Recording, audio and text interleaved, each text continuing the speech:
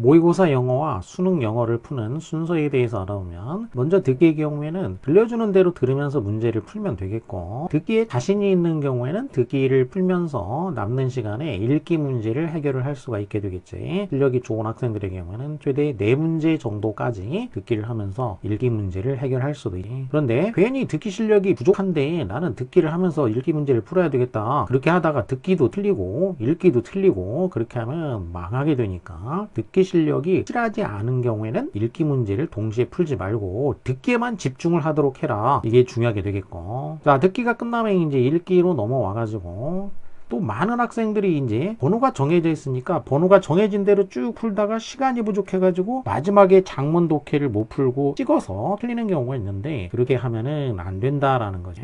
순서를 바꿔가지고 풀어줘야 된다는 거지. 내가 순서를 조정을 해서 풀어줄 필요가 있다는 것이지. 그러면 최적화된 어떤 순서를 정해서 푸는 게 좋은데, 그러면 이제 어떤 식으로 푸는 게 좋냐. 우선 2페이지에 있는 목적, 심경, 주장, 이거는 일단 뭐 그대로 풀어주면 되겠고, 그 다음에 3페이지로 넘어오면은 여기도 이제 주제 요지 있는 부분, 밑줄변, 이거는 최근에 이제 새로운 유형으로 등장한 건데, 이것도 결국 주제나 요지 이런 거하고 비슷하다고 생각하면 되니까 그보다 약간 어렵다고 생각할 수 있지만 결과적으로는 뭐 비슷한 거기 때문에 그대로 풀고, 요지, 주제, 제목 그대로 쭉 풀어주면 되겠고, 4페이지로 넘어오게 되면은 4페이지는 뭐 맞추라는 부분이지, 여기서 틀리면은 안 되는 거지. 도표나 뭐 내용 일치, 안내문 일치, 불일치 이런 문제들, 이런 거는 무조건 다 맞춰야 되는 문제가 되겠고, 그래서 쭉 풀고, 그 다음에 5페이지로 넘어오게 되면은 이제 어법이 나오는데, 여기서는 어법까지만 먼저 푼다는 얘기지. 그 다음에 30번부터 여기 이제 어려운 문제들이 이제 나오는 부분인데, 여기서 어려운 문제들 나오는 부분들을 건너뛰는데, 이 중에 이제 35번과 40번만 먼저 풀어준다는 거지. 자, 5단위로 돼 있는 거 35, 40. 35번은 흐름과 무관한 문장 찾기, 이 문제 먼저 풀어주고, 그 다음에 다음 페이지로 넘어가 가지고 40번 한 문장 요약하기, 이 문제를 먼저 풀어준다. 그 다음에 이제 마지막 페이지로 넘어와 가지고 장문 독해를 하는데, 장문 독해가 요즘에는 이제 2문제짜리가 한 문제가 문맥낱말 문제로 나와, 빈칸 추론이 아니라. 그러니까 얘 먼저 풀지 말고 그냥 3문제짜리 장문 4, 3, 4, 4, 4, 5 마지막 이 3문제짜리 장문만 먼저 풀어준다라는 것이지. 그래서 여기까지가 이제 1단계라고 보면 되겠어. 이제 중간에 어려운 부분들 건너뛰고 이렇게 쭉 풀어준다라는 거. 근데 이제 기존에 이제 그냥 무조건 순서대로 풀면 중간 부분에서 헤매다가 마지막에 시간 부족해. 그렇다고 해서 중간 부분 어려운 문제인데 내가 나름대로 푼다고 했는데 다 맞냐? 또 틀려. 그리고 끝부분까지 틀린단 말이지. 그러니까 막심한 손해를 그렇게 해서 입게 되는데, 그러면 이제 순서만 조정해도 점수를 올려줄 수가 있다는 얘기지. 왜 그러냐? 마지막에 있는 장문 독해가 사실은 쉽기 때문에 그런 거지.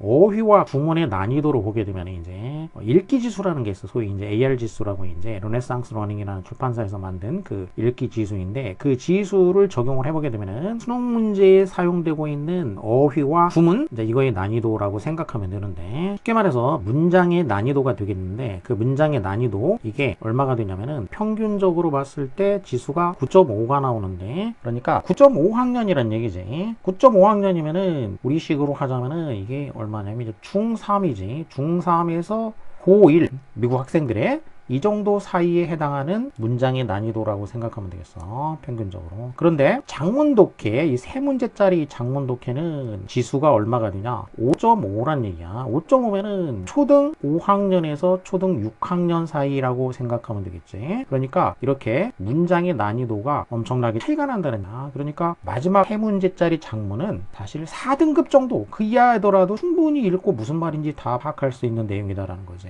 그렇기 때문에 이 문제를 마지막에 남겨놓고 찍으면 안 되고, 이 문제는 먼저 풀어서 맞춰야 된다는 것이지. 자, 여기까지 이제 풀고 난 다음에 그 다음에 이제 중간으로 넘어가는 거지.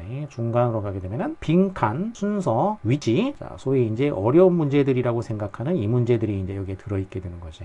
그러면 이 문제들 그 다음 단계로 풀어주는 거야. 이제 이렇게 문맥 낱말을 빼고 나머지를 풀어주는 거야. 등급을 올리려면은 결국에는 빈칸 문제를 내가 해결할 수 있어야지 등급을 올릴 수가 있게 되는 거지. 빈칸 문제가 4 4문제씩이나 나오기 때문에, 그리고 순서하고 위치는 이제 유사한 타일로 되어 있기 때문에 이것들도 역시 이제 해결법을 익혀주고, 그리고 빈칸 4문제니까 빈칸 문제를 푸는 해결법을 익히면은 의외로 이 문제들은 빈칸이나 순서나 이런 문제들이 전부를 다 읽지 않고 일부를 읽으면서 문제를 해결할 수 있는 문제들이라는 거지. 그렇기 때문에 내가 당장은 해결이 안 되더라도 해결법을 익혀가면서 실력을 쌓게 되면은 오히려 수월하게 풀 수도 있다라는 거. 그러니까 이거를 어렵다고 생각하지 말고 해결법을, 이러한 유형에 대해서 파해법을 꼭 가지고 있어야 된다는 거지. 그래야지 등급을 올릴 수가 있다는 것이지. 자, 그리고 이제 마지막에 그럼 뭐가 남냐? 마지막에 남는 게 이제 문맥낱말 문제가 남게 되겠어. 30번하고 42번. 이 문맥낱말 문제는 예전에는 선택형으로 나와서 그러면 세 군데만 있게 되는 거예요, 선택이. 그래서 세 군데만 봐도 됐는데 지금은 밑줄형으로 나오기 때문에 5개를 다 봐야지 해결이 가능해. 그렇기 때문에 자체의 난이도라기보다도 시간이 오래 걸리게 돼 있고, 그리고 시간이 오래 걸려서 시간을 많이 이렇게 투자했다가 풀면 그나마 다행이고 본전이거나 아니면 그보다 약간 손해인데 다른 문제를 못 풀 수도 있으니까 그 시간에. 근데 실컷 시간 투자해가지고 많이 틀린 다음에는 피해가 막심하게 된다는 얘기지. 그래서 이 문제는 마지막에 남겨놓고 약간의 시간이 남는 학생들의 경우라면은 4번과 5번을 확인해주면 되겠어. 이 부분만 확인해가지고 문제를 풀고, 나는 이 정도 시간도 안 남는다, 시간이 아예 부족하다, 그러면은 찍는 거지. 바로 이 문맥란 말 문제를 찍는다는 얘기야. 마지막에 남겨놓고. 그럼 어떻게 찍냐? 4번 아니면 5번이다 이렇게 생각하면 돼. 또 그러면 뭐 4번 5번 아니면 5번 4번 이렇게 쓰지 말고, 그렇게 하면은 둘 다 틀려버릴 수도 있으니까 하나로 몰아주는 거지. 그럼 어떻게 하냐? 4번으로 몰아버리는 거야. 그러면 둘 중에 하나가 맞을 가능성이 엄청 높아진다는 거지. 자, 이렇게 푸는 순서는, 자, 한마디로 말해가지고 일단 29번까지 먼저 풀어주는 거야. 29번까지 1단계로 풀어주고, 그 다음에 35, 40번 풀고 장문독해를 풀어준다. 3문제짜리. 그 다음에 이제 중간 단계에 있는 빈칸 순서 위치 문제들, 이것들은 일부 보면서 그 해법에 따라가지고 이제 풀어줄 수가 있으니까 그런 식으로 해결을 최대한 하고, 그리고 마지막에 이제 문맥란말 문제를 풀고 시간이 정 없는 학생들은 찍는다. 그리고 중요한 거는 결국 빈칸과 순서 위치 문제를 해결하는 그런 해법을 내가 가지고 있어야만 된다. 그러니까 이 부분에 집중 훈련을 해줘야 된다는 거죠.